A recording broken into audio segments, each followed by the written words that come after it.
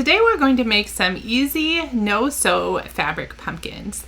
Hi y'all, and welcome to Daily Dose of DIY. My name is Chris, and the best part about these pumpkins is they are super budget friendly. It's a great way to make some fall decor. You can use up your scrap fabric or even use an old flannel shirt or something you want to upcycle.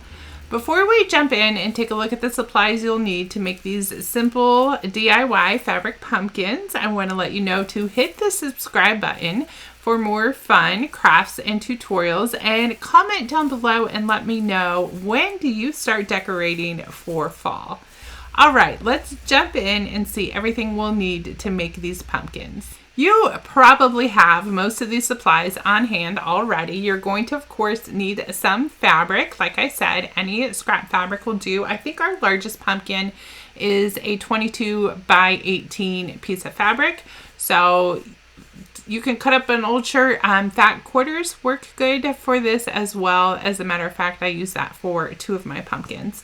You'll also need something for the stems. I went out to my backyard and got a little branch and just cut it up to stem size. You can also use wine corks, so that is an option for your stems.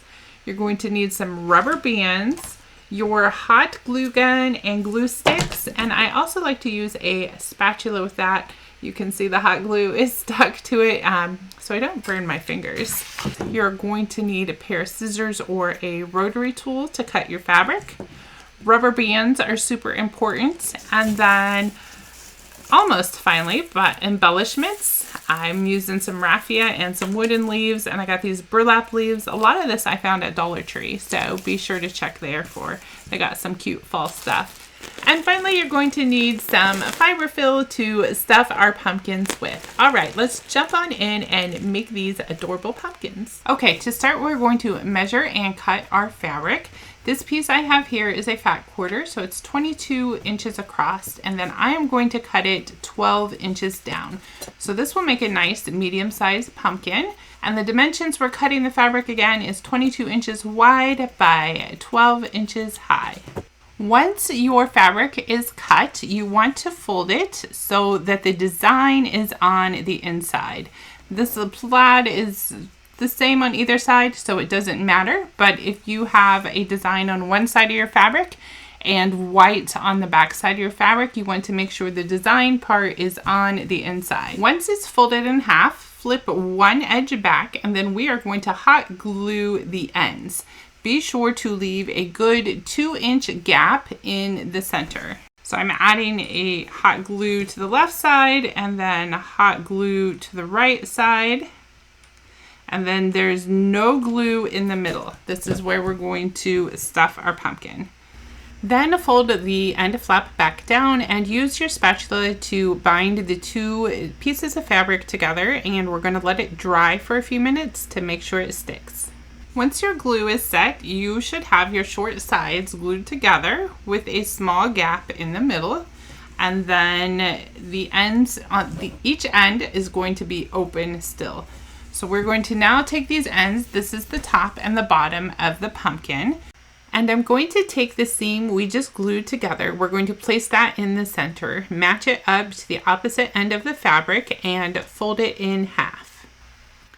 Now we're going to gather it together to form the bottom of the pumpkin. Pinch the 2 sides of the center together and fold the loop on the left side in. This will make 2 additional loops. Fold those in as well. Gather that side into your left hand and then repeat the same process on the right side, folding in the loops twice. Once you have it all gathered together, it will look like this. Then we're going to grab our rubber band and securely wrap it around the ends that we have gathered. Wrap it around as many times as you need. And once it is good and tight, then we're going to add some extra assurance and use our hot glue gun and add a strip of hot glue all the way around the rubber band and on the top. With that much hot glue, you're going to need to give it a few minutes to dry, but we should be able to stand it up and start working on the other end right away. This will be the top of our pumpkin, and we want to start the same way. Get the seam that we glued together in the center and fold it down flat. Since this is the top of the pumpkin, we need to add our stem. So I'm going to take my little piece of wood and put it in between the fabric pieces right at the center where that seam is. The rest is just like the bottom. We're going to take the left loop and gather it in and then gather the next set of loops. You'll then hold that side with your left hand as you gather the right side in the same fashion. This one is a little bit trickier to hold your piece of wood and get the gathers in, but if you take your time, it will be a piece of cake. Once you're finished, it will look like this. And once again, we are going to take our rubber band and wrap it tightly around the gathered fabric, and the little piece of wood for our stem is in there now as well. Once your rubber band is good and tight, again, take your hot glue gun and go all around the edge of the rubber band, and also glue the fabric to the end of your stem. Once that's done, set your ends up, make sure they're not touching any of the other fabric, and we're going to let it dry at least a good 5 minutes before we move on. After the hot glue has dried and set, we're going to go back and find that tiny little gap we left in the edges, and we're going to very carefully fold our pumpkin inside out. So now the main color of our fabric will be on the outside, our stem should be on the outside, and our rubber band and glue pieces will be on the inside, and we can start stuffing our pumpkin. Grab your bag of fiberfill and start stuffing your pumpkin with the hole that we had left. Now, if you want to tie embroidery floss or twine around your pumpkin to give it a pumpkin shape at the end, you're going to need to stuff this really tight, and that's what I am going to do with this pumpkin. My teal pumpkin and the taller yellow pumpkin, I did not stuff near as much because I did not plan to add twine to them. So it's up to you. If you're going to add twine, stuff it as full as you can. If you're not, stuff it until you are happy with the shape. Once your pumpkin is all the way stuffed, be sure to check your top and bottom to make sure no edges escaped. If any have, just add a dab of hot glue and glue them back down. And next we are going to glue our side seam shut. It is easiest to glue the side seam by doing one little bit at a time. So add a dab of hot glue, give it a few seconds to not be so hot, and overlap the other seam on top of it and pinch it together. You may also need to use your spatula tool if it's still a little too hot to help push it down. But keep going all the way down this seam one little bit at a time until it's completely glued shut. The next part is fun. You're going to squish your pumpkin around and just make sure it takes the shape that you want it. Double check your seams, make sure they have dried and they are staying.